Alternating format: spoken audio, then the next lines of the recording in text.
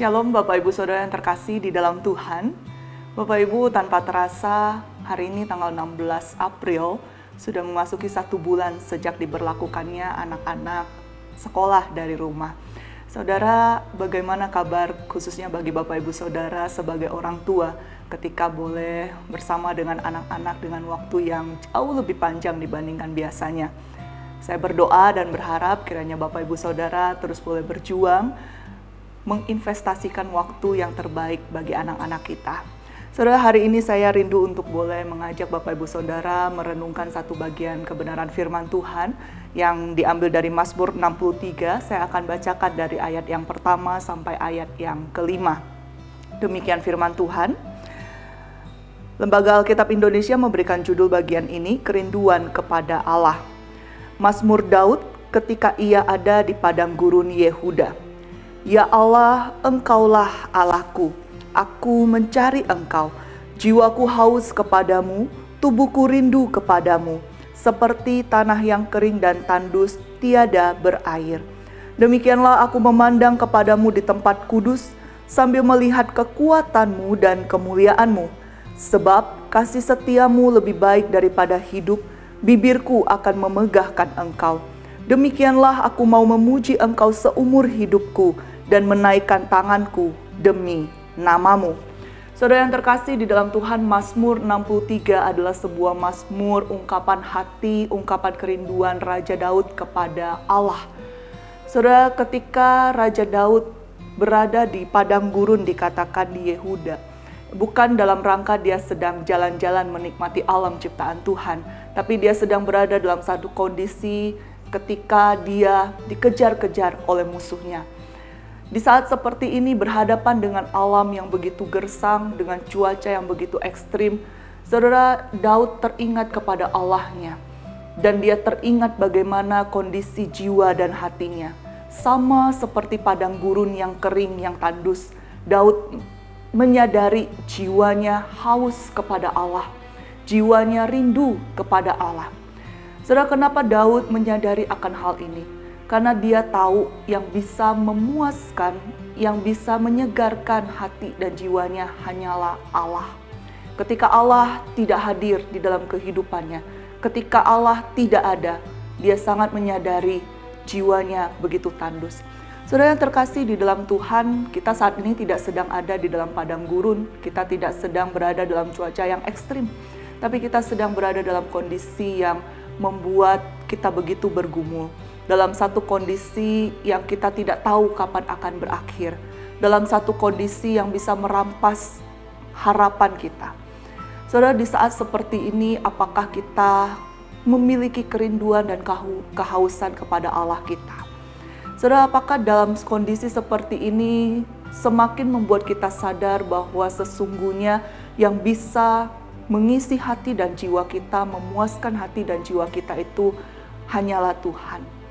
Segala harta benda yang kita miliki, pekerjaan yang baik yang kita miliki, bahkan termasuk keluarga kita, semuanya itu tidak akan bisa selama-lamanya bersama dengan kita. Tidak akan bisa memuaskan jiwa kita. Saudara, hanya orang-orang yang sadar akan kebutuhan terpenting di dalam kehidupannya, maka dia pasti akan datang mencari kepada Allah. Kalau ditanya kenapa Daud bisa begitu rindu dan haus kepada Allahnya, yang saya yakin bukan hanya dia alami di saat dia sedang dalam kesulitan dan pergumulan, tapi di dalam kehidupannya, perjalanannya bersama dengan Tuhan, selalu dia punya kehausan dan kerinduan. Hanya satu, saudara, karena Daud sadar akan siapa Tuhan dan siapa dirinya. Daud sadar apa yang paling dia butuhkan di dalam kehidupannya. Bapak Ibu Saudara, biarlah kondisi yang kita alami hari-hari ini juga membuat kita sadar. Sadar sesungguhnya kita butuh Allah. Kita butuh Allah bukan hanya supaya melepaskan kita dari kondisi ini, bukan. Kita butuh Allah karena memang hanya Dialah yang bisa mengisi kehidupan kita. Hanya Dialah yang membuat hidup kita utuh sebagai manusia ciptaannya. Saudara, Daud mengatakan, tubuhku rindu kepadamu, jiwaku haus kepadamu. Biarlah itu juga boleh menjadi doa kita di hadapan Tuhan.